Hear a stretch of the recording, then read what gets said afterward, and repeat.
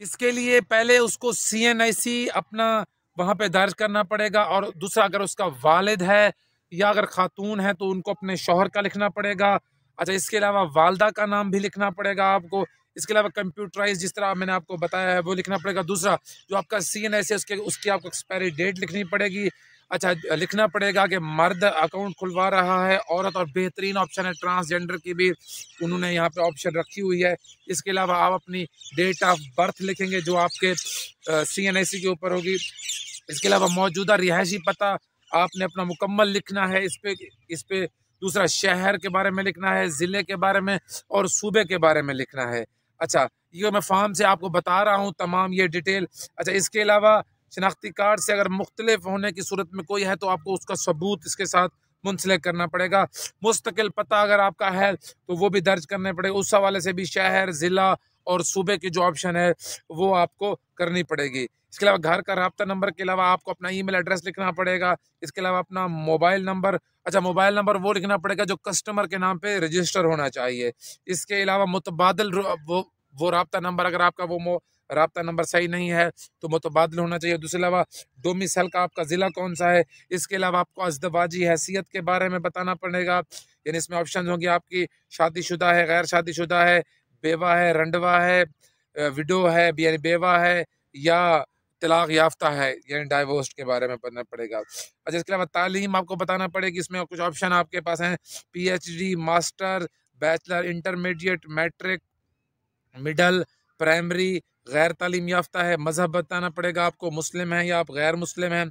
अच्छा, इसके अलावा जो आपकी रिहायशी हैसियत है, ज़ाती है, किराएदार हैं, वालदैन के साथ हैं, सरकारी रिहाइश है या दीगर दीगर की भी आपको इसमें वजाहत करनी पड़ेगी। अच्छा, इसके अलावा जो गैर मकामी शहरी पाकिस्तानी है यानी नॉन वो रेजिडेंट पाकिस्तानी, अगर आप हाँ हैं तो हाँ पे दर्ज करेंगे, नहीं तो नहीं। अच्छा, अगर आपकी डुअल नेशनैलिटी है तो उस पर आप उसके बारे में बताएंगे, और उसके साथ ही आप उसके साथ में मुल्क का भी बताएंगे। टैक्स फाइलर हैसियत के बारे में बताएंगे, आप फाइलर हैं या नॉन फाइलर हैं। इसके अलावा अगर आप फाइलर हैं तो आपका NTR नंबर भी यहाँ पे लिखना पड़ेगा। ज्वाइंट इन्वेस्टमेंट की सूरत में हर दरख्वास्त दहिंदा के लिए अलग KYC होगा, ये आपने याद रखना है। अच्छा, इसके अलावा जो नाबालिग हैं उसके लिए ऑप्शन जो है, नाबालिग अपना नाम लिखेगा जो माइनर होगा, अपने वालिद का नाम लिखेगा। अच्छा, अगर वालिद साहब नहीं हैं, फौत हो गए हैं, तो सरपरस्त जिसे हम गार्डियन भी कहते उसका लिखेगा। बे फॉर्म के मुताबिक उसका रजिस्ट्रेशन नंबर क्या है वो बताएगा, पैदाइश तारीख बताएगा। इसके अलावा अभी वो किस शहर में रह रहा है, मौजूदा रिहायशी पता, शहर, ज़िला और सूबा के बारे में बताएगा। ये अब अहम मरला है ज़राए आमदन के हवाले से और पेशे की तफसीलात के हवाले से। ये आपने बड़ा गौर से सुनना है। इसमें पेशे के हवाले से होगा, एग्रीकल्चर ज़राअत है, आपकी हाउस वाइफ हैं, आप घरेलू खातून हैं, स्टूडेंट हैं, तालिब इल्म हैं, अनएम्प्लॉयमेंट है या अनएम्प्लॉयड हैं, बेरोज़गार है। इसके अलावा आप सरकारी मुलाजिम हैं, गवर्नमेंट एम्प्लॉय हैं, या आप प्राइवेट सेक्टर के मुलाजिम हैं यानी निजी शोबे के मुलाजिम हैं। इसके अलावा आपका बिजनेस है, या आप रिटायर्ड हैं, या आप सेल्फ एम्प्लॉयड हैं। ये इसमें ऑप्शंस हैं। अच्छा, इसके अलावा जो ज़राए आमदन, ये तो हो गया। जो दूसरा ऑप्शन अब हम आपको बताएंगे पेशा के बारे में, हमने आपको डिटेल से बताया। सैलरी है आपकी, बिजनेस है, इन्वेस्टमेंट की आपने की हुई है, पर्सनल सेविंग है, सेल्फ एम्प्लॉयड हैं, पेंशन है, होम रेमिटेंस तरसीलात ज़रा आपके पास मैसर हैं, आपके पास किराए आते हैं, प्रॉपर्टी रेंट है, या इसके अलावा विरासत आपको मिली हुई है, या अनएम्प्लॉयड हैं आप, या इसके अलावा अगर कोई दूसरा है तो उसकी आपको वजाहत करनी पड़ेगी। ये आपने याद रखना है।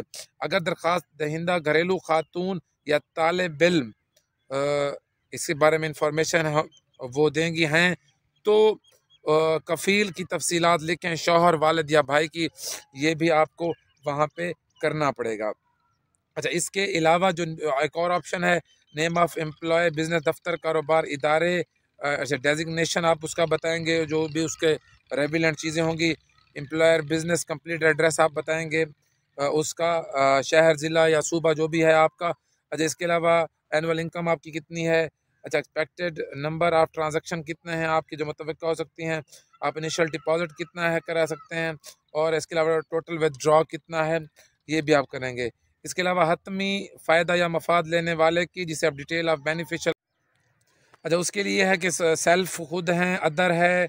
अच्छा, इसके अलावा एक और लाइन है, if other please provide following details of beneficial, इसके बारे में भी है। उसका नाम लिखेंगे आप, अच्छा फादर का नाम लिखेंगे, अच्छा शनाख्ती कार्ड नंबर है, तारीख पैदाइश है, रेजिडेंशियल एड्रेस है, सोर्स ऑफ इनकम है, एम्प्लॉयर बिजनेस एड्रेस है, ज़राए आमदन है।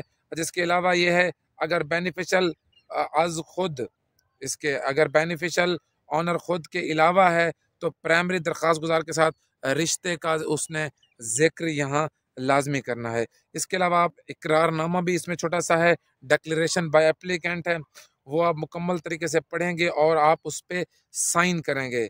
जो नीचे सिग्नेचर भी कर सकते हैं या वो भी है, उसमें ये है होगा the information provided above is true and correct in all respect to the best of my knowledge. Any changes in the provided information shall be notified immediately. उसके अलावा all applicable laws, rules, regulation, procedure, guideline and instruction as amendment for time to time shall be adhered to and abided by. ये उसमें mention है। जी हाँ, ये हमने आपको आज थोड़ी सी लंबी हमारी वीडियो होगी इसलिए हम आपको डिटेल से बता रहे हैं और तमाम इन्फॉर्मेशन दी है। अच्छा, इसके अलावा थोड़ी सी और इसमें ऑप्शन है इसके KYC फॉर्म में, लेकिन वो सिर्फ दफ्तरी इस्तेमाल के लिए है, वो दफ्तर वाले फिल करेंगे।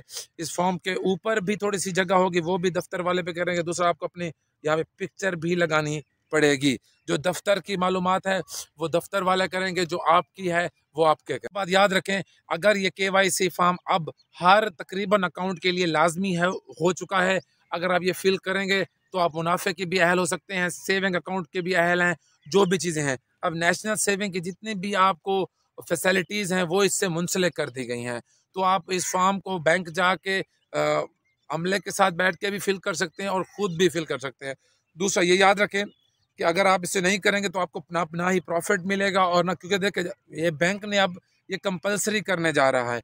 दूसरा ये इसकी लास्ट डेट अभी तक मुतय्यन उन्होंने नहीं की, लेकिन ये है कि जितना जल्दी हो सके आप इसे फाइनल करें और आप जितनी भी नेशनल सेविंग्स की सर्विसेज हैं उससे आप फ़ायदा उठा सकते हैं। दूसरा, इस वीडियो से मुताल्लिक़ आपका कोई सवाल हो आप पूछ सकते हैं। वीडियो आपको अच्छी लगी हो तो लाइक कर दें। ज़राए आमदन और पेशे में अदर्स का ऑप्शन भी है, उसमें भी आप जो आपकी एक्स्ट्रा डिटेल है वो भी आप शामिल कर सकते हैं। जब आप फॉर्म फिल कर रहे हो तो जो दफ्तरी इस्तेमाल का उनका जो जितने भी खाने हैं वो आपने फिल नहीं करना है, वो खुद करेंगे। इसके अलावा पेंशन, अगर देख लें जो हमारे पेंशन होल्डर्स हैं, जिस तरह पेंशन बेनिफिट अकाउंट है, रेगुलर इनकम सर्टिफिकेट है या नेशनल सेविंग का प्रॉफिट है, जितने भी सेविंग अकाउंट पे, अब उसके लिए ये फॉर्म तो मस्ट ही है। दूसरा, जब आप एक बार इस फॉर्म को जमा करा लेंगे तो फिर आपको बार बार जमा नहीं कराना पड़ेगा, ये एक ही बार की मुश्किल है। दूसरा, एक बात और बहुत अच्छी ज़हन नशीन कर ले, मैं आपको दोबारा इस बारे में आगाह कर रहा हूँ कि जितने भी आपने अपने मालूमात दर्ज करनी है वो बिल्कुल दुरुस्त करनी है। ये अक्सर लोगों की सोच होगी कि यार हमारे जो डेटाबेस है या ये है वो हुकूमत के पास चला जाएगा, टैक्सेस में चला जाएगा। देखें, जाहिर है जब आप इससे प्रॉफिट ले रहे हैं या इस अमल में हुकूमत की भी कोई ऐसी पॉलिसी होगी जो वो आपका डेटाबेस ले रही है, ज़राए आमदन पूछ रही है, आखिर हुकूमत का भी इस हवाले से कोई ना कोई कंसर्न्स होंगे। लेकिन हुकूमत ने क्योंकि अब कंपलसरी करना है, लिहाजा आपको करना ज़रूर पड़ेगा। तो फॉर्म है, इसके कोशिश की है कि जितने भी मरकज़ी और अहम चीज़ें हैं वो मैं आपको इसमें बता सकूं। आप जब ब्रांच जाएंगे तो मुकम्मल फॉर्म लेके इसे बिल्कुल तसल्ली से देखिएगा। मैंने इस फॉर्म के जितने भी अहम चीज़ें और जितनी भी बुनियादी मतलब ऐसी चीज़ें जिनके बारे में आपको मालूमात लाजमी देनी थी उन्हें कोशिश की है आपको बताने में। आप बैंक जाके इस फॉर्म को मुकम्मल पढ़ सकते हैं और मुकम्मल इसे आप फिल करें।